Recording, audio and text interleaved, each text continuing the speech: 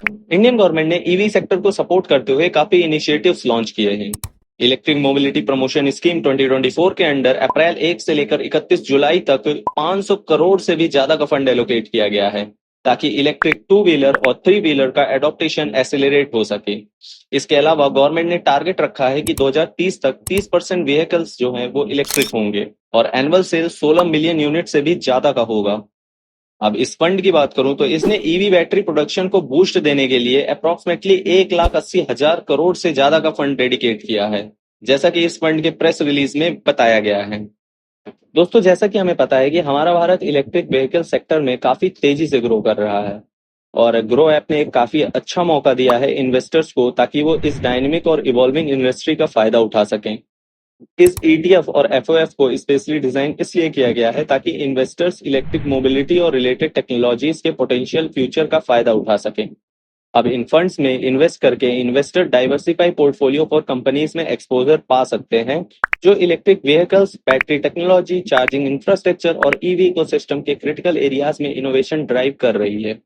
दोस्तों, इस स्कीम का जो मेन इन्वेस्टमेंट ऑब्जेक्टिव है वो है long term capital gain generate किया जा सके by investing in units of Grow Nifty EV and new age automotive ETF. ये स्कीम उन इन्वेस्टर्स के लिए सूटेबल है जो लॉन्ग टर्म कैपिटल एप्रिसिएशन ढूंढ रहे हैं और predominantly units of Grow Nifty EV and new age automotive ETF में इन्वेस्टमेंट करना चाह रहे हैं। मगर एक बात ध्यान में रखने वाली है कि इस स्कीम के साथ रिस्क जो है वो बहुत ही हाई है।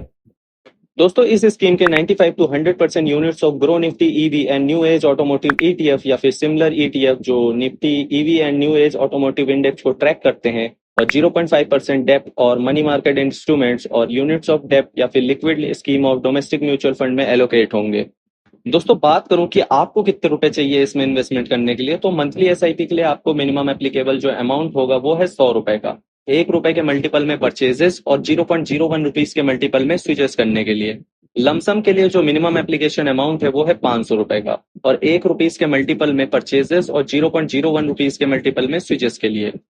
इस फंड का जो बेंचमार्क है वो है Nifty EV and new age automotive index और इसका जो एनओफओ है वो 7 अगस्त तक के लिए ही खुला है। तो भारत के ईवी की तरफ बढ़ते कदम में अगर आपको भरोसा है और आप अगर इसमें इन्वेस्टमेंट करना चाहते हैं तो आज ही ग्रो ऐप में लॉग इन करें और अपनी इन्वेस्टमेंट जर्नी को स्टार्ट करें। अब अगर आपको ये वीडियो पसंद आई हो तो इस वीडियो को लाइक कर दें और हमारे चैनल को सब्सक्राइब कर लें, ताकि इन फ्यूचर आपको ऐसी ही वीडियोस मिलती रहे सबसे पहले।